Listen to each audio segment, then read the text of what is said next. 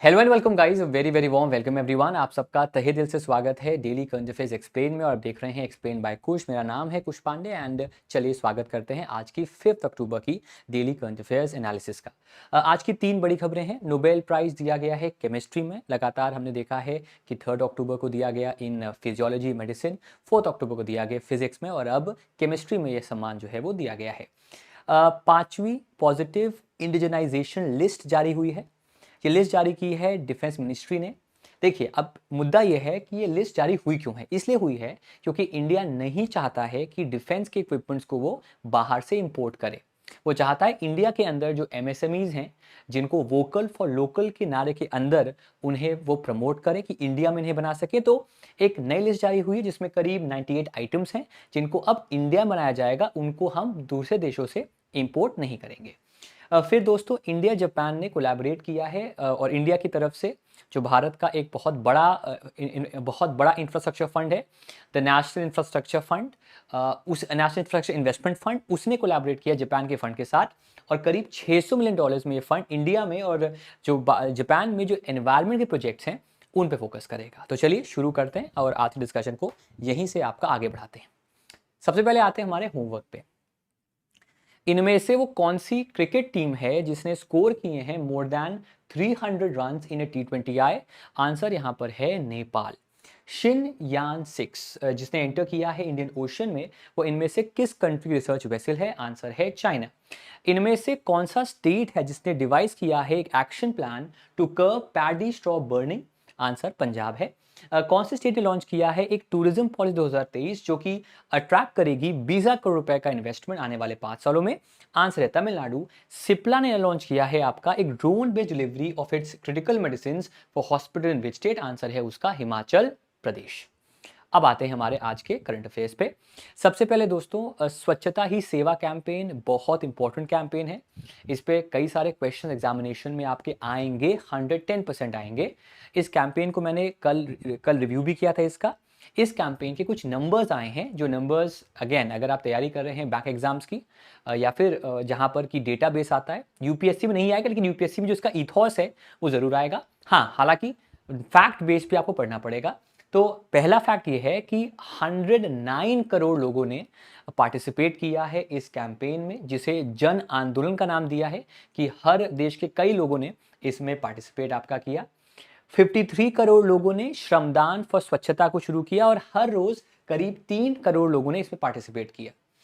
8.75 करोड़ लोगों ने पार्टिसिपेट किया एक तारीख, 1 घंटा एक साथ में, जो कि हर दिन 1 घंटा जो श्रमदान करते हैं हम स्वच्छता के लिए, उसको लेकर फोकस करता है और हर मंत्रालय ने इसमें इन्वॉल्व किया। और ये कैंपेन को शुरू किया गया था 15 सितंबर को और खत्म हुआ गांधी जयंती के दिन, जो कि है 2 अक्टूबर को। तो हर साल ये होता है और थर्ड कैंपेन भी आपका अगले साल इसी टाइम के दौरान आपका स्टार्ट होगा। इस कैंपेन के अंदर कई अचीवमेंट्स हमने किए। For example, according to the data, 75% Bharat के ऐसे गांव हैं जिन्होंने ODF प्लस जो है उसका स्टेटस हासिल किया है। और ऐसे 4 स्टेट्स हैं जिसमें आपका यूपी, असम, त्रिपुरा एंड पुडुचेरी है, जहां पर 100% ODF प्लस हो चुका है। और एक यूटी है आपका जिसका नाम है जम्मू कश्मीर, वहां पर भी 100% ODF प्लस हो चुका है। जो लोग ये वीडियो पहली बार देख रहे हैं, ODF प्लस का मतलब होता है open defecation free plus. Open defecation free का मतलब होता है खुले में शौच नहीं करना, टॉयलेट्स का होता है ताकि लोग टॉयलेट्स में शौच करें, रिलीज करें।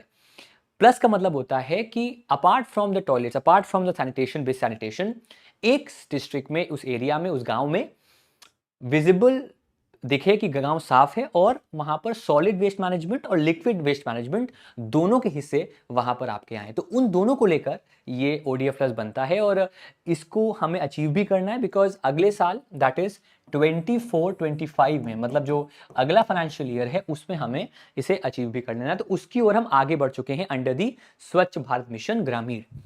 इसके अलावा दोस्तों, अश्विनी वैष्णव ने इसी दौरान एक चेंज किया है। उन्होंने कहा है कि जापान का एक कंसेप्ट है आपका, और वो कंसेप्ट है कि 7 मिनट के अंदर वो पूरी जो उनकी बुलेट ट्रेन है उसे साफ कर देते हैं और एकदम नीट एंड क्लीन रहती है वो। इंडिया कोशिश कर रहा है उसको एक तरह से एमुलेट करने का। 14 मिनट्स मिरेकल, इस स्कीम को उन्होंने लॉन्च किया across 29 locations of Indian railways, जहां पर वंदे भारत ट्रेन की जो एफिशिएंट क्लीनिंग है उसे विद इन 14 मिनट्स हम कर सकें। तो ये नहीं कि वी आर घिसिंग एंड घिसिंग एंड घिसिंग। 14 मिनट्स मिरेकल का उन्होंने लॉन्च किया कैंपेन। सवाल ऐसे बनेगा कि इनमें से वो कौन सा मिनिस्ट्री, इनमें से वो उस कैंपेन का नाम क्या है जिसके अंडर क्विकली क्लीन करेंगे हम वंदे भारत एक्सप्रेस ट्रेन को। आंसर है उसका 14 मिनट्स मिरेकल। 29 लोकेशंस में इसको किया जाएगा। तीसरी बात, इसी मौके पे उन्होंने ये भी कहा, उन्होंने कुछ फोटोज भी दिखाई, मैंने लिंक्डइन पे इसको शेयर भी किया, वहां देख लीजिएगा, जहां पर कि जो वंदे भारत स्लीपर ट्रेन हैं, अभी जो वंदे भारत है वो चेयर कार्स हैं, लेकिन जो स्लीपर ट्रेन है उनको भी दोस्तों जो है वो आपका लॉन्च किया जाएगा। उसको लेकर भी इनिशियली यहां पर जो है वो आपका काम किया गया है। फिर दोस्तों इसके अलावा दूसरी खबर है, दिल्ली के अंदर जो भारत का मंत्रालय है टूरिज्म का, उसने इनॉग्रेट किया है पाटा ट्रैवल मार्ट। ये आपका प्रगति मैदान में इनॉग्रेट किया गया, वहां का जो इंटरनेशनल एग्जीबिशन कम कन्वेंशन सेंटर है वहां पर। पाटा का फुल फॉर्म है पैसिफिक एशिया ट्रैवल एसोसिएशन। इसने मैं ट्रैवल मार्ट स्टार्ट किया है और ये इसका 46 एडिशन है। इस पर्टिकुलर मार्ट को ऑर्गेनाइज किया गया है अक्टूबर 4 से लेकर, मतलब कल से लेकर अक्टूबर 6 तक। और ये जो एसोसिएशन है बेसिकली शुरू हुई थी 51 में। इसके हेडक्वार्टर्स आपके बैंकॉक में है और एशिया पैसिफिक में जो टूरिज्म है उसको प्रमोट करने के लिए एसोसिएशन आपके लगातार ऐसे कॉन्फ्रेंसेस, ऐसे मार्ट्स वो आयोजित करती रहती है। फिर दोस्तों इंडिया ने 29 सितंबर को, थोड़ी पुरानी खबर है उसके लिए क्षमा चाहता हूं, ये मुझसे मिस हो गई थी। इंडिया ने पार्टिसिपेट किया है in the 5th meeting of the Moscow format. सबसे पहले समझो ये फॉर्मेट है क्या। देखिए, मॉस्को फॉर्मेट में जो देश आते हैं, करीब 11 देश हैं, ये देश आते हैं और ये आपस में बातचीत करते हैं कि जो अफगानिस्तान का इशू है, बिकॉज ये जो 11 देश हैं इनके पड़ोसी या इनके आसपास जो इफेक्ट है अफगानिस्तान का वो भी बहुत ज़्यादा रेलिवेंट है। और अगर अफगानिस्तान पीसफुल है तो वो देश या ये देश बेहतर रहेंगे। अगर मैं आपको ले चलूँ इतिहास में, तो जो अफगानिस्तान था वो एक बफर एरिया था कोल्ड वॉर में सोवियत यूनियन और यूएसए के बीच। हमेशा उसको बफर एरिया की तरह यूज़ किया गया। 70s में वहां पर अटैक हुआ, वहां पर डेमोक्रेसी को नेस्ता नाबूद कर दिया गया, वहां पर कई डिक्टेटोरियल लीडर्स आए और आगे चल के आप सब जानते हैं तालिबान वहां पर आ चुका है। तो अफगानिस्तान अभी भी एक फुटबॉल एक बैटल ग्राउंड है इनडायरेक्टली, बिकॉज अगर वो कंट्रोल जिसके होगा वो उस एरिया में शांति बहाल होगी। तो उस शांति को बहाल करने के लिए 11 लीडर्स जो हैं उन्होंने पार्टिसिपेट किया है। उन्होंने पार्टिसिपेट किया है ताकि इस मुद्दे को लेकर और तालिबान, खास तौर पे तालिबान का जो शोषण है, उसका जो महिलाओं के प्रति जो एक दुर्व्यवहार है, दुराचार है, उसको कम करने के लिए उन्होंने ये जो 11th जो आपका ये 5th मीटिंग है मॉस्को फॉर्मेट मॉस्को फॉर्मेट का, उसको यहां पर आपका लॉन्च किया है। तो इंडिया ने इस पार्टिसिपेट किया इस मीटिंग में। मीटिंग आपकी की गई है in the Russian city of Kazan और ये 29 सितंबर को स्टार्ट हुई है। इस मीटिंग में India, Russia, China, Pakistan, Iran, Kazakhstan, Kyrgyzstan, Turkmenistan, Uzbekistan पहुंचे, जो जिनका मामला इस एसोसिएटेड है। यहां पर दोस्तों काजान या Kazan declaration of the Moscow format of consultation और अफगानिस्तान को साइन किया गया है, जो कि इस सिटी में हुआ, काजन में ही, जहां पर उन्होंने कई मुद्दों पर बातचीत की, कैसे हम जो कम से कम जो अफगानिस्तान की प्रॉब्लम है उसका कोई सोल्यूशन ढूंढ सके, उसको लेकर ये रशिया में ऑर्गेनाइज किया गया है। फिर दोस्तों जो थाईलैंड के प्राइम मिनिस्टर हैं उन्होंने एक कमेटी बनाई है जिससे कि जो आर्मी द्वारा ड्राफ्टेड कॉन्स्टिट्यूशन है उसको हम चेंज कर सकें। थाईलैंड के प्राइम मिनिस्टर ने लॉन्च किया एक कमेटी जो कि अमेंड करेगी मिलिट्री ड्राफ्टेड कॉन्स्टिट्यूशन को, लेकिन उन्होंने कहा है कि कंटेंशियस सेक्शंस जो हैं उनको लेकर जो मोनार्की के हैं उनमें चेंज आपके नहीं आएंगे। सरेता ताविसिन की जो नई गवर्नमेंट है उसने इस बात को ऐलान किया है और ये अगस्त में आपकी आई थी और काफी कॉन्स्टिट्यूशन रिफॉर्म्स को इसने ऑलरेडी कहा था हम करेंगे और अब फाइनली अपने कॉन्स्टिट्यूशन में ये बदलाव दोस्तों जो है वो करने वाला है। नेक्स्ट, फिर दोस्तों नासा का एक मिशन है कैलिप्सो मिशन। ये मिशन अब खत्म हो गया है। नासा जो कि यूएस की स्पेस एजेंसी है उसने ऐलान किया है कि जो कैलिप्सो मिशन है the cloud aerosol lidar and infrared pathfinder satellite observation mission ये कंप्लीट हुआ है, जो कि वेदर, क्लाइमेट और एयर क्वालिटी को चेक करता 17 सालों से। इस मिशन को नासा ने और फ्रांस की जो स्पेस एजेंसी है CNES ने यूज किया लिडार टेक्नोलॉजी को, जो कि है लाइट डिटेक्शन एंड रेंजिंग। उसका यूज करके करीब 10 बिल मेजरमेंट्स किए और जनरेट किए थाउजेंड्स ऑफ साइंटिफिक रिपोर्ट, ताकि हम क्लाइमेट, वेदर और एयर क्वालिटी को चेक कर सके। तो 17 साल के स्पैन के बाद कैलिप्सो जो उनका मिशन है उसे अब रोक दिया गया है। सवाल एग्जाम में आएगा, कैलिप्सो का फुल फॉर्म क्या है, किसने लॉन्च किया है और किस कंट्री की स्पेस एजेंसी के साथ लॉन्च किया गया है, काम क्या है इसका, analysing climate, air quality as well as the weather quality. Next पे आते हैं। वर्ल्ड की जो सेकेंड मलेरिया वैक्सीन है उसे WHO का अप्रूवल मिला है। ये मलेरिया को लेकर वैक्सीन है और ये इसलिए इंपॉर्टेंट है बिकॉज भारतीय एक संगठन है जिसने बनाई थी कोविशील्ड, आपको पता होगा नाम, अदार पूनावाला की, सेरम इंस्टीट्यूट ऑफ इंडिया, उसने अप्रूव किया है इस वैक्सीन को, जो कि वो रोल आउट करेगा आने वाले महीनों में। और इसका अप्रूवल WHO ने, जो वर्ल्ड हेल्थ ऑर्गेनाइजेशन है, उसने अप्रूवल आपका दिया है। इस वैक्सीन का नाम है R21 मैट्रिक्स M, ठीक है, और ये एक मलेरिया वैक्सीन है और इसने स्टैब्लिश किया है capacity for 100 million doses per annum की, जो कि आगे चलकर आने वाले 2 सालों में डबल द डोसेज आपका हो जाएगा। तो दुनिया की दूसरी जो वैक्सीन है आपकी मलेरिया बेस्ड, जिसका नाम है R21 matrix M malaria vaccine, उसको सेरम और ऑक्सफर्ड जो कंपनी है, यूएस की जो कंपनी है आपकी, उसके साथ मिलकर इसको WHO ने अप्रूवल आपका दिया है। सवाल एक ही बनेगा, नाम क्या वैक्सीन का? वैक्सीन का नाम है R21 मैट्रिक्स M। फिर दोस्तों डिफेंस पे आते हैं और आज डिफेंस की सबसे बड़ी खबरें हैं। अभी हाल ही में एक कॉन्फ्रेंस हो रही है दिल्ली में, उस कॉन्फ्रेंस का नाम है स्वावलंबन, जिसे हम कह सकते हैं हाँ, इसको हम कह सकते हैं, लिखे दिया भी होगा यहाँ पर, हाँ ये दिया हुआ है स्वावलंबन, ठीक है। ये कैंपेन आपका स्टार्ट हुआ है और इस सेमिनार स्टार्ट हुआ है और सेमिनार में कई अनाउंसमेंट्स की गई हैं ताकि देश के अंदर जो बदलाव होने वाले हैं मिलिट्री में या आर्म फोर्सेस में, वो यहाँ पर पाए गए हैं।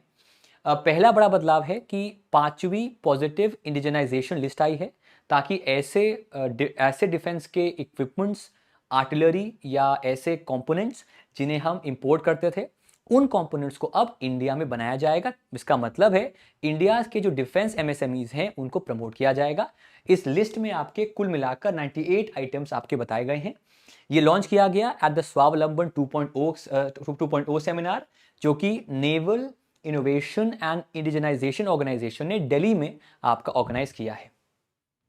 इन 98 आइटम्स में कई तरह के इक्विपमेंट्स हैं, हाईली कॉम्प्लेक्स सिस्टम्स हैं, सेंसर्स हैं, वेपन्स हैं, एम्युनिशन है, इन सबको इसमें जो है वो ऐड किया गया। आपको डिटेल नहीं जाना है, आपको नंबर याद करना है। इस लिस्ट में 98 आइटम्स को ऐड किया गया है। अब अगर हम बात करें स्वावलंबन की, स्वावलंबन बेसिकली आपका होता क्या है? तो स्वावलंबन एक ऐसा ईयरली कॉन्फ्रेंस है जहां पर डिफेंस टेक्नोलॉजी को लेकर, डिफेंस इनोवेशन को लेकर यहां पर कई अपडेट्स मिलते हैं। फॉर एग्जाम्पल, जो भारतीय रक्षा मंत्री राजनाथ सिंह, मेरे सिटी लखनऊ सांसद हैं, उन्होंने 76 चैलेंजेस फॉर द इंडस्ट्री इसको लॉन्च किया है under the 10th defence India startup challenge. इसका नाम पढ़िएगा DISC 10। Under this challenge 76 challenge को लॉन्च किया गया है और डिस्क 10 प्राइम को भी लॉन्च किया गया है, जो कि अगेन जो प्राइम है, और ये लॉन्च किया गया है under the innovations for defence excellence. उसको लेकर इन चैलेंजेस किया गया ताकि इन चैलेंजेस को हम बीट कर सकें और इनोवेट कर सकें। 2 इंडस एक्स चैलेंज हुए हैं, ये बात याद रखिएगा। इंडस एक्स जो है वो बेसिकली इंडिया और यूएस का एक कोलैबोरेशन है मिलिट्री का, उसके अंतर्गत ये चैलेंज आपके हुए हैं। उनका नाम है Indus x mutual promotion of advance collaborative technologies. Impact challenges को यहां पर लॉन्च किया गया। बहुत सारे यहां पर आपको कीवर्ड्स मिल रहे हैं, इंपॉर्टेंट एक्रोनिम्स मिल रहे हैं। इंपैक्ट एक्रोनिम है, डिस्क एक्रोनिम है, IDEX एक्रोनिम है, ठीक है। इंडस एक्स तो एक्रोनिम नहीं, इंडस एक्स बेसिक अगर बात करूं तो इंडिया यूएस का कोलैबोरेशन है for military innovation and technology. अभी हाल ही में लॉर्ड ऑस्टिन इंडिया आए थे और वहां पर उन्होंने हमारे रक्षा मंत्री से मिले भी और उन्होंने इस इंडेक्स एक्स को भी बातचीत की थी। इनफैक्ट इसके बारे में यूएस लगातार बात करता आया है। अच्छा, अब ये जो चैलेंज है इसको लॉन्च किया गया है by IDEX and US DoD, that is US department of defence. उन्होंने मिलकर इन चैलेंजेस को जो है वो आपका लॉन्च किया। बहुत सारे इंपॉर्टेंट पॉइंटर्स हैं, मतलब इसमें और लोग क्या करेंगे, एक ही इसी करंट अफेयर को 10 बार बताएंगे कि 10 करंट अफेयर नहीं, एक करंट अफेयर है। स्वावलंबन कॉन्फ्रेंस हुआ है और वहां पर ये सारे काम हुए हैं। दिमाग मत खराब करना अपना, ये माइंड मैप छाप लेना, इसके बाहर इस कॉन्फ्रेंस से कुछ नहीं आने वाला। फिर 76 चैलेंज लॉन्च हुए हैं जिसको लॉन्च किया गया फॉर द इंडस्ट्री बाय रक्षा मंत्री। और ये 76 क्यों है? Because we are in the 76th year of independence. Seminar में एक और चीज हुई है, इसका नाम है इन्वेंट। अब सवाल बनता है व्हाट इज इन्वेंट? इन्वेंट का फुल फॉर्म है IDEX navy venture for technology. इसका मतलब है कैसे हम वेंचर कैपिटल को, व्हाट इज वेंचर कैपिटल? जो इन्वेस्टमेंट होता है किसी आइडिया में, किसी स्टार्टअप में, तो कैसे हम स्टार्टअप्स या किसी आइडिया में इन्वेस्ट करके डिफरेंट वेंचर्स को बनाएं जिससे कि टेक्नोलॉजी डिफेंस की जो है उसमें इनोवेशन आए और बेहतरी आए। उसको लेकर ये वेंचर फंड आपका लॉन्च हुआ है। इसके अलावा अगर हम बैंक एग्जाम्स की बात करें तो वहां पर एक सवाल आएगा, SBI NAV ई कैश कार्ड। SBI NAV ई कैश कार्ड जो है इसको लॉन्च किया गया है। इसको लॉन्च किया है रक्षा मंत्री श्री राजनाथ सिंह ने और इसे आपका सेटअप किया गया है between SBI and the Indian navy. ये एक ऐसा कार्ड है जिसमें एक डुअल चिप होगा, डुअल चिप डेबिट कार्ड होगा। इसकी खासियत ये है कि ये सी में भी, मतलब अगर जो इंडियन नेवल शिप्स हैं वहां पर भी ये कार्ड चलेगा। समझ रहे हैं आप? वहां पर भी कार्ड चलेगा, ना सिर्फ धरती पे बल्कि सी ट्रैवल में भी जो इंडियन नेवल शिप्स का होगा वहां पर भी ये कार्ड जो है वो आपका चलेगा। और इसका नाम है SBI NAV ई कैश कार्ड, जिसको SBI और इंडियन नेवी ने मिलकर स्टार्ट किया। सवाल एक ही बनेगा आपसे, which of the following banks in collaboration with the Indian navy has started a dual chip debit card? Answer क्या रहेगा उसका? SBI NAV ई कैश कार्ड। इसको जो है उन्होंने हाल ही में आपका स्टार्ट किया है। आगे बढ़ते हैं। अब भारत के जो मिनिस्टर ऑफ डिफेंस हैं अजय भट्ट, जो कि नैनीताल से MP हैं, उन्होंने हैंडओवर किया है the twin seater light combat aircraft Tejas to the Indian Air Force. Indian Air Force को यह हैंडओवर आपका जो है वो किया गया है। सवाल पहला, कहाँ किया है? बेंगलुरु में किया है। किसने बनाया है इसको? HAL ने बनाया है। और HAL ने इसको जो अभी की डिमांड है फाइटर जेट्स की, उसके हिसाब से इसको बनाया है ताकि वो अजाइल हो, वर्सेटाइल हो, ऑफेंस भी कर सके, डिफेंस भी कर सके, उन सारे कामों को लेकर बनाया गया है। अब आइए जरा इसको जूम करते हैं, आपको दिखाते हैं बेसिकली ये करता क्या है। देखिए, ये एक सिंगल सीटर है। देखिए, ये अब पहले सिंगल सीटर था, अब क्या हो गया आपका? ट्विन सीटर हो गया, तो अपडेट है। दूसरा, इसका स्पीड है 1.8 माक, ठीक है। और गन से बात करें तो कई तरह गन्स हो सकते हैं, इसमें A2A मिसाइल भी ऐड हो सकते हैं और A2 सरफेस मिसाइल्स को भी इसमें हम जो हैं वो ऐड कर सकते हैं। उनके सारे के नाम यहाँ पर दिए। इनफैक्ट एंटीशिप मिसाइल्स को भी इसमें हम ऐड कर सकते हैं। तो कई सारे ऑप्शंस आपको यहाँ पर दिए गए हैं। फिर आते हैं दोस्तों बैंकिंग फाइनेंस पे। ओके, भाषिणी करके एक इनिशिएटिव है जिसके लिए अलग से डिपार्टमेंट ऑफ भाषिणी बनाया गया है, जिसमें भारत का जो भी टेक्स्ट है, चाहे वो लिटरेचर हो, चाहे वो डेटा हो, चाहे वो फाइनेंशियल टेक्स्ट हो, कैसे उन्हें मल्टीपल लैंग्वेजेस में हम प्रमोट करें और प्रोवाइड करें। फॉर एग्जांपल, अगर एक व्यक्ति है जिसे कन्नड़ा आती है, जिसे ना तो हिंदी आती है तो इंग्लिश आती है, उसके लिए लिटरेचर पढ़ना किसी और लैंग्वेज का या उसको फाइनेंशियल जानकारी देना मुश्किल होता है, बिकॉज हम उस भाषा में जानकारी नहीं देंगे उसको तो कैसे समझेगा। इसीलिए भारत की तमाम भाषाओं में, भारत के अलग अलग सेक्टर्स में ट्रांसलेशन करने के लिए, चाहे वो कोई प्रोडक्ट का लॉन्च हो, चाहे कोई फाइनेंशियल सर्विस हो, चाहे कोई एंशिएंट टेक्स्ट हो, चाहे कोई लिटरेचर हो, कुछ भी हो, उसे हम उस भाषा में कन्वर्ट करके प्रोवाइड करें ताकि उसे समझने में, पढ़ने में और एक्सेप्ट करने में दिक्कत ना हो। तो अब भाषिणी जो है, जिसका डिपार्टमेंट है भाषिणी का, उसने कोलैबोरेट किया है RBI की नवीनतम लेटेस्ट होली ओन्ड सब्सिडरी के साथ, जो कि 100% ओन्ड है RBI की, RBIH reserve bank innovation hub, उसके साथ टाइप किया गया है। और इस टाइप का मेन मकसद है, जो कि इंग्लिश में लिखा हुआ है इंक्लूसिव विजन, कि हम सबको एक साथ लाएं। अगर हमें फाइनेंशियल जानकारी प्रोवाइड करनी है, हर किसी को जानकारी जो है वो मिल सके, उस इनिशिएटिव को यहाँ पर दोस्तों जो है वो लॉन्च किया गया है ताकि हर किसी को उसकी भाषा में हम फाइनेंशियल जानकारी को प्रोवाइड कर सकें। तो इसका मेन एम है to break down the language barriers prevalent in the financial services landscape. और ब्रेक डाउन का मतलब होता है कि जो भी वित्तीय सेवाएं हैं, फॉर एग्जाम्पल लेट्स सपोज कि अगर एक बैंक को जानकारी देनी है about a particular product, let's suppose loan की जानकारी देनी है, टेक्स्ट में भी, डेटाबेस पे भी उसका टेक्स्ट में उसकी भाषा में हो ताकि सामने वाला उस भाषा को समझ सके। ऐसे तमाम सर्विसेज को उस भाषा प्रोवाइड करना जिस भाषा में एक एरिया के लोग या हर एरिया के लोग समझ पाए, उसको लेकर ये कोलैबोरेशन हुआ है RBIH का और भाषिणी का। और ये MOU साइन किया गया था कुछ टाइम पहले ग्लोबल फिनटेक फेस्टिवल में, जो कि हुआ था मुंबई में। भाषिणी का प्लान है to launch a public tech platform, एक ऐसा प्लेटफॉर्म बनाना जिससे क्रेडिट, मतलब अगर किसी को लोन लेना है, short term loan, long term loan, वो अपनी भाषा में उस लोन के बारे में समझ सके और उस भाषा में को समझते हुए वहां पर लोन अप्लाई कर सके। जैसे कि अगर मैं आपको बताऊं कि आपके फोन पे ऑप्शंस है ना, हिंदी में भी ऑप्शन है, कई सारे ऑप्शंस हैं, उन भाषा में आप पढ़ सकते हो। वैसे ही जो फाइनेंशियल सर्विसेज ऑफर हो रही हैं, उनको भी हम तमाम भाषाओं में, भारतीय भाषाओं में खासतौर पर, उनको ट्रांसलेट करके प्रोवाइड करें। तो उसके लिए पब्लिक टेक प्लेटफॉर्म बनाया जाएगा जिसमें फ्रिक्शनलेस, बिना किसी दिक्कत के, बिना किसी तामझाम के आप क्रेडिट आराम से पा सके। उसको लेकर इसको जो है वो दोस्तों आपका लॉन्च किया गया है। अब अगर हम बात करें डीबीआईटी का, डीबीआईटी का फुल फॉर्म है डिजिटल इंडिया भाषिनी डिवीजन, जो कि division under digital India mission section 8 के अंदर कंपनी बनी है और ये मेन काम करती है इंडिया में ट्रांसलेशन का या इंडिया में अलग भाषाओं में टेक्स्ट को प्रोवाइड करने का। आरबीआईएच की बात करें, जैसे मैंने पहले बताया, ये एक होली ओन्ड सब्सिडरी है आरबीआई की, जो कि वर्क करती है to enable frictionless finance for billion Indians, ताकि आसानी से लोग फाइनेंस ले पाएं या वित्तीय सेवाओं को आराम से वो प्रोवाइड कर सके। उसको लेकर इसको जो है अभी हाल ही में आपका लॉन्च किया गया है। फिर दोस्तों इंडिया और जापान, इंडिया और जापान ने लॉन्च किया है, मिलकर लॉन्च किया है $600 मिलियन का फंड, जो कि एनवायरमेंट प्रोजेक्ट्स को इन्वेस्ट करेगा।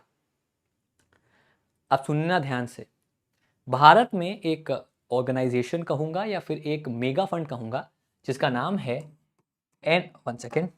जिसका नाम है आपका NIIF, national investment infrastructure fund.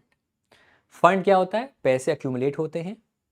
Infrastructure क्या है? रोड्स, डैम्स, हाईवेज, ये सब चीज़ें हैं और उनकी फंडिंग के लिए इसे बनाया गया है। इंडिया का मकसद है, इंडिया का विजन है कि 2025 तक इंडिया बने एक $5 ट्रिलियन इकोनॉमी, और उसके बनने के पीछे जो एक ऑब्स्टेकल है दैट इज इंफ्रास्ट्रक्चर। किसी भी देश को, आप चाइना देख लो, आप यूएसए देख लो, आप बड़े बड़े डेवलप देश देख लो, वहाँ पर इंफ्रास्ट्रक्चर बेटर हुआ, चाहे वो पब्लिक इंफ्रास्ट्रक्चर हो, चाहे वो फाइनेंशियल इंफ्रास्ट्रक्चर हो, चाहे वो लेट्स सपोज बिजनेस इंफ्रास्ट्रक्चर हो। हर चीज़ों में जब डेवलपमेंट आया तो उस देश के अंदर फंड्स आना स्टार्ट हो गया, उस देश ने प्रगति करना स्टार्ट कर दिया। उसी तर्ज पर ये इनिशिएटिव को लॉन्च किया गया था, NIIF को। इसी के थ्रू इंडिया जो है वो कोलैबोरेट किया है जापान के फंड के साथ और मिलकर ये एनवायरनमेंट फ्रेंडली प्रोजेक्ट्स में, जो पर्यावरण को बेटर करेंगे, जो अगर इंफ्रास्ट्रक्चर बनाएंगे जो कि पर्यावरण के लिए बेटर होगा। कैसे? सोलर प्लांट्स की बात कर लें, सोलर पैनल्स की बात कर लें, रिन्यूएबल एनर्जी प्रोजेक्ट्स की बात कर लें, ऐसे प्लांट्स, थर्मल प्लांट्स, ऐसे प्लांट जहाँ पर हाइड्रो इलेक्ट्रिसिटी की बात हो रही हो या फिर न्यूएबल एनर्जी की बात हो रही हो, उन सब चीज़ों के लिए जो एनवायरमेंट फ्रेंडली हैं, उनको लेकर इस कैंपेन को आपका जो है वो स्टार्ट किया गया है। तो भारत का जो national investment and infrastructure fund है और जापान का जो बैंक है फॉर इंटरनेशनल कोऑपरेशन JBIC, उन्होंने इस फंड की शुरुआत आपकी हाल ही में की है। इंटरेस्टिंग बात क्यों है? ऐसे तो बहुत सारे फंड्स होंगे, ऐसे तो बहुत सारे कोलैबोरेशंस होंगे, लेकिन ऐसा पहली बार हुआ है कि भारत का जो NIIF है उसने एक बायलैटरल फंड, मतलब द्विपक्षीय, दो देशों के बीच, इंडिया और जापान के बीच ऐसे फंड को जारी किया। इसलिए ये फंड इंपॉर्टेंट आपका हो जाता है। NIIF की बात करें तो एक सॉवरेन वेल्थ फंड है, मतलब government owned risk free wealth fund है, जिसे 2015 में आपका स्टार्ट किया गया था, ताकि एक ऐसा प्लेटफॉर्म मिले जहां पर इंटरनेशनल इंडियन इन्वेस्टर्स इंडिया में इन्वेस्ट करना स्टार्ट करें। उसको लेकर इस कैंपेन को, इस फंड को 2015 में स्टार्ट किया गया था। फिर दोस्तों एक यूनिवर्सिटी है जो कि ट्राइबल लोगों के लिए है, ट्राइबल स्टूडेंट्स के लिए, उसका नाम है समक्का सरका सेंट्रल यूनिवर्सिटी, ट्राइबल यूनिवर्सिटी, जो कि तेलंगाना में आपकी होगी। दोस्तों आपका एक होमवर्क है, समक्का सरका एक बहुत ही इंपॉर्टेंट वर्ड है, खास तौर पे तमिलनाडु के लिए, सॉरी खास तौर पे तेलंगाना के लिए, बिकॉज ये एक डाइटी के नाम पे है। आपको बताना है डाइटी कौन है, ठीक है? तो समक्का सरक्का यूनिवर्सिटी, ट्राइबल यूनिवर्सिटी जो है उसे सेटअप किया जाएगा तेलंगाना में। लेकिन जब कभी हमें किसी भी यूनिवर्सिटी को सेटअप करना होता है तो जो भारतीय एक लॉ है जिसका नाम है आपका द सेंट्रल यूनिवर्सिटीज एक्ट 2009, इसको हमें अमेंड करना होता है। तो एक बिल को टेबल किया जाएगा जो कि मोस्ट प्रोबेबली पार्लियामेंट में पास हो जाएगा। उस बिल का नाम है सेंट्रल यूनिवर्सिटीज अमेंडमेंट बिल 2023, जिस बिल के पास होने के बाद समक्का सरक्का यूनिवर्सिटी को मुलुगु डिस्ट्रिक्ट में सेटअप किया जाएगा। अगेन ये डिस्ट्रिक्ट वही लोग याद रखें जो लोग तैयारी कर रहे हैं TPSC की, तेलंगाना PSC की, बाकी जो तैयारी कर रहे हैं बैंक की, SSC की, वो ये नाम याद न रखें, वो सिर्फ ये नाम याद रखें, समक्का सरक्का है, जो कि बनेगी तेलंगाना में। इसके लिए जो बजट है वो है आपका 89.07 करोड़ का। अगेन ये अमाउंट वो याद रखें जो TPSC तैयारी करें, ना कि जो कि बैंक SSC की तैयारी करें या UPSC तैयारी कर रहे हैं। दिल्ली की बात करें तो दिल्ली में पोल्यूशन, एयर पोल्यूशन एक बहुत बड़ी प्रॉब्लम बन जाती है, खास तौर पे विंटर्स में। उसको देखते हुए दिल्ली गवर्नमेंट के मंत्री हैं गोपाल राय, ठीक है, जो कि वहाँ के पर्यावरण मंत्री, मिनिस्टर एनवायरनमेंट है, उन्होंने एक ग्रीन वॉर रूम जो है उसको स्टार्ट किया है और इसका मेन काम होगा एयर पोल्यूशन को मॉनिटर करना एंड उस कंप्लेंट जो है एयर पोल्यूशन की उसको सॉल्व करना। इसके लिए ग्रीन वॉर रूम को बनाया जाएगा जो कि 24 घंटे सातों दिन काम करेगा और ट्यूसडे से मतलब आपका कल से जो है ये आपका स्टार्ट हो चुका है और इसकी जानकारी गोपाल राय साहब ने जो है वो दी है। फिर दोस्तों हिमाचल प्रदेश के अंदर एक योजना बनाई गई है जिससे ऐसे ऑर्फन्स, ऐसी महिलाएं जो अपंग हैं, जो बेहद गरीब हैं और जो बूढ़े वर्ग के लोग हैं, उनके सपोर्ट के लिए इस योजना को आपका स्टार्ट किया गया है। तो aimed at providing appropriate care, protection and development and self reliance to orphans, physically challenged children, destitute women and elderly, Himachal Pradesh government जो है उसने स्टार्ट किया है मुख्यमंत्री सुख आश्रय योजना, जिसको वहां के मुख्यमंत्री सुखविंदर सिंह सुक्खू ने आपका स्टार्ट किया। इसका मेन मकसद है कि जो हिमाचल का सबसे ऐसा वर्ग है जो मार्जिनलाइज्ड है, जो कि वल्नरेबल है, जिसको कि सपोर्ट नहीं मिलता, जिसको कि डेवलपमेंट में वो हिस्सा नहीं ले पा रहा है, उसको यहाँ प्रोवाइड किया जाएगा और इसके अंदर करीब 4.68 करोड़ के बेनिफिट दिए जाएंगे टू द एलिजिबल चिल्ड्रन। मुद्दे की बात यहाँ पर यह है कि कौन से स्टेट ने गरीब महिलाओं के लिए या जो डिपेंडेंट महिलाएं हैं जिनके पास कोई सहारा नहीं है रहने का, या जो बेहद ही खराब अवस्था में है, बच्चों के लिए और जो ऑर्फन्स है खास तौर पे, या फिर जो फिजिकली चैलेंज बच्चे हैं और जो बूढ़े लोग हैं, उनके लिए किस स्टेट के अंदर शुरू हुई है आपकी मुख्यमंत्री सुख आश्रय योजना? उसका आंसर है आपका हिमाचल प्रदेश। ओके, फिर आगे बढ़ते हैं। दोस्तों ये जो हफ्ता आपका चल रहा है 2 अक्टूबर से 8 अक्टूबर तक, इसे कहा गया है the national wildlife week 2023। इस बार इसका थीम है partnerships for wildlife conservation, जो कि अक्टूबर 2 से अक्टूबर 8 तक आपका चलेगा। इसी मौके पर जो इसका थीम ऑलरेडी है आपके सामने, partnership for wildlife conservation, इसी मौके पर जो यूएन वाइल्ड लाइफ डे था इस साल का, जिसका थीम था partnerships for wildlife conservation, 3 मार्च को होता है, उसको भी इस हफ्ते इंडिया में खास तौर पे आपका फोकस किया जा रहा है। तो जो भारतीय जूलॉजिकल पार्क है उसने इस हफ्ते को, जो अक्टूबर 2 से 8 तक चलेगा, उसको अक्टूबर 2 को स्टार्ट किया है। फिर दोस्तों ब्रेस्ट कैंसर अवेयरनेस मंथ आपका शुरू हुआ है, जो कि पूरे अक्टूबर में आपका चलेगा। ये मंथ आपका स्टैब्लिश हुआ था 1980s में ब्रेस्ट कैंसर अवेयरनेस के लिए, बिकॉज विमेन में जो कैंसर का सबसे कॉमन जो एक कैंसर का एक टाइप है वो आपका ब्रेस्ट कैंसर है। जैसे कि हाँ वो आपका ब्रेस्ट कैंसर है, तो उसी वजह से इसको प्रमोट करने की बात की गई है। इसीलिए जो ये पूरा महीना अक्टूबर का, इसे ब्रेस्ट कैंसर अवेयरनेस मंथ कहा गया है। सिमिलरली दोस्तों वर्ल्ड नेचर डे भी आपका जो है वो ऑब्जर्व हुआ है। ये आज से 2 दिन पहले ऑब्जर्व हुआ है अक्टूबर 3 को, और इसे 2010 में वर्ल्ड नेचर ऑर्गेनाइजेशन ने स्टैब्लिश किया था। इसका थीम है forest and livelihood sustaining people and planet. इस थीम पर ये डे जो है वो आपका बनाया गया है। फिर आते हैं दोस्तों स्पोर्ट्स पे। इंडिया जो है उसने बेहतरीन परफॉर्मेंस दिया है। इंडिया पहुंचा है आपका 4th पोजीशन पे, उसने मेंटेन किया है। इंडिया के 15 गोल्ड हैं, 26 सिल्वर है, 28 ब्रॉन्ज है और 69 मेडल्स। ये तो पुराना लिस्ट आ गया। इंडिया के ओवरऑल अब आपके 83 मेडल्स आ चुके हैं। कितने हैं? 83। ये पुराना है। अब इंडिया के 83 मेडल्स जो हैं वो दोस्तों आपके आ चुके हैं। जैसे कि नीरज चोपड़ा, मुझे लगा एक बार कि शायद सेकंड आएंगे और अच्छा भी लगा। It was a bitter sweet feeling, because Kishore Kumar Jena जो कि हमारे देश के ही हैं, उन्होंने 86.66 मीटर का थ्रो कर दिया था और इन्होंने थ्रो किया था 84 मीटर्स का, जो उनसे कम था।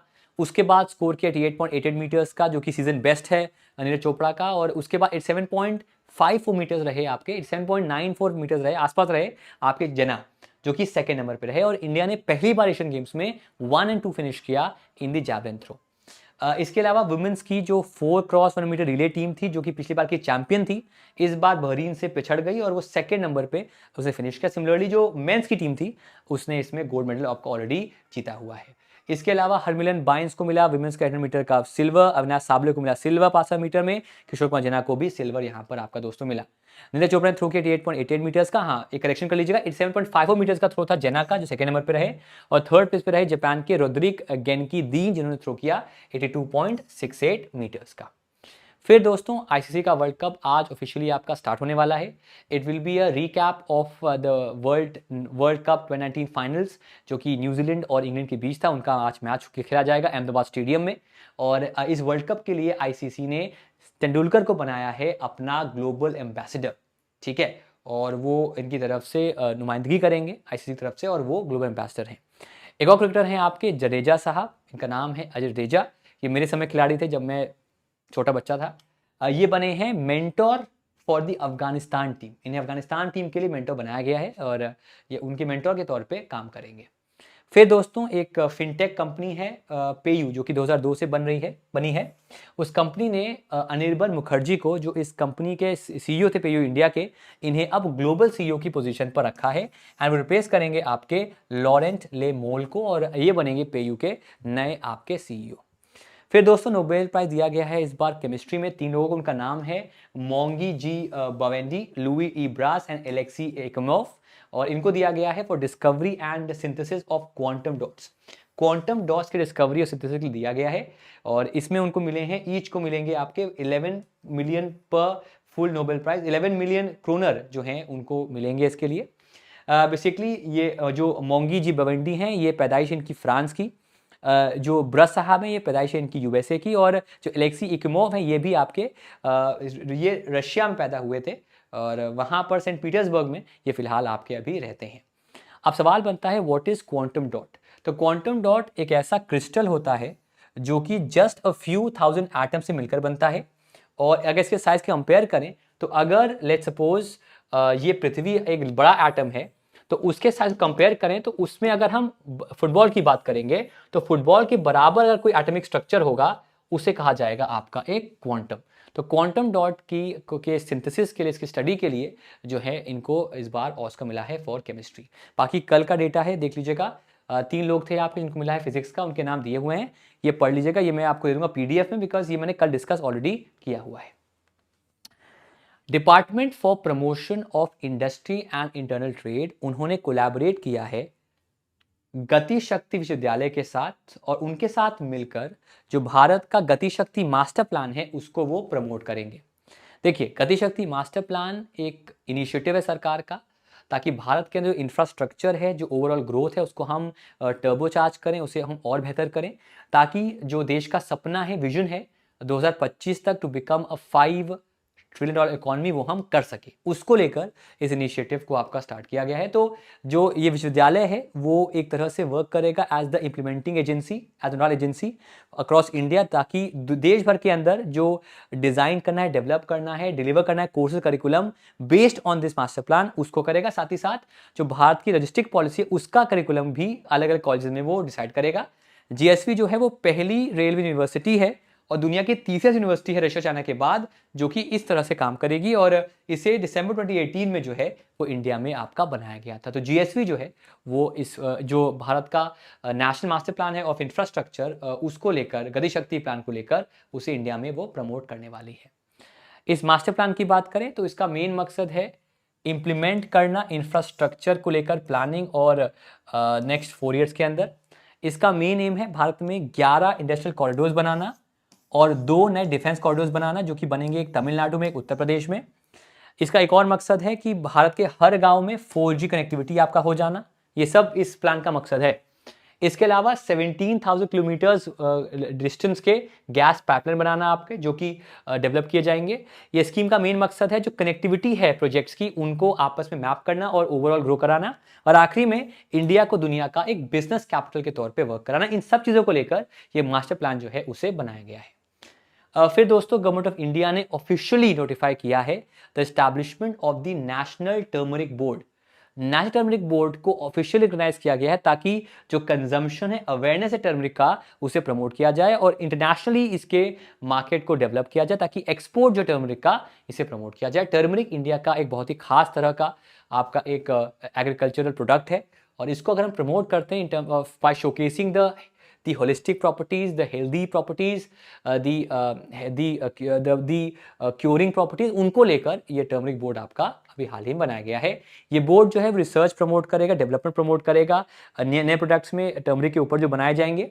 इसके लिए इनका टारगेट है कि जो टर्मरिक एक्सपोर्ट है उसे इंक्रीज करना to $1 billion by the end of 2030। इसी वजह से ये टर्मरिक बोर्ड जो है वो आपका बनाया गया है। इस बोर्ड के अंदर आपका रहेगा एक चेयरपर्सन जिसे अपॉइंट कराया जाएगा बाय सेंट्रल गवर्नमेंट। इसमें रहेंगे मिनिस्टर आयुष के members, department of pharmaceutical members, agriculture farmers welfare के मेंबर्स, कॉमर्स एंड इंडस्ट्री के मेंबर्स, और इसमें सीनियर स्टेट गवर्नमेंट रिप्रेजेंटेटिव रहेंगे। और रोटेशन बेसिस पर 3 स्टेट के मेंबर्स को हर पीरियोडिक इंटरवल पे चेंज किया जाएगा ताकि उनको भी इस बोर्ड का हिस्सा हम बना सकें। तो इसीलिए इस बोर्ड को बनाया आपका दोस्तों गया है। दोस्तों भी हाल ही में फिजिक्स का नोबेल प्राइज मिला है जिसमें एटो सेकेंड का जिक्र हुआ है। ठीक है, इसके ये एक रीजन है जिस वजह से जो लाइटनिंग पल्सेस हैं इलेक्ट्रॉनिक मूवमेंट में उसको हम कर पाए हैं, और उन एटो सेकेंड्स को स्टडी करके हम समझ पाए हैं कि इलेक्ट्रॉन के अंदर मूवमेंट कैसा आपका हो रहा है। तो एटो सेकेंड जो है वो एक बहुत ही शॉर्ट ड्यूरेशन है टाइम का, जिसका मीन है it is the quintillionth of a second, मतलब 1×10⁻18 ऑफ अ सेकेंड, और दैट इज और 1 billionth of a nano second, ये है आपका। अगर हम एक सेकेंड को स्ट्रेच करें over the entire age of the universe तो अप्रोक्सीमेटली 13.8 बिलियन ईयर्स जो होता है। तो एक एटो सेकेंड जो होगा वो एक फ्रैक्शन ऑफ अ सेकेंड होगा। ठीक है, तो उस सेकेंड में क्या मूवमेंट इलेक्ट्रॉन का, उसको स्टडी करने के लिए एटो सेकेंड का यूज किया गया था, इसीलिए एटो सेकेंड आपका जो है फिलहाल अभी आपका न्यूज में है। बेसिकली ये बहुत ही छोटा टाइम होता है आपका, और ये relevant in the fields of ultra fast optics and laser physics, और इसका ये अलाउ करता है कि जो वेरी स्मॉलेस्ट पार्टिकल्स हैं उनको स्टडी करने में, जिनका टाइम स्केल काफ़ी शॉर्ट होता है in terms of their movement, उसको स्टडी करने के लिए एटो सेकेंड का इस्तेमाल यहाँ पर किया गया है। अब दोस्तों आते हैं हमारे आज के होमवर्क पे।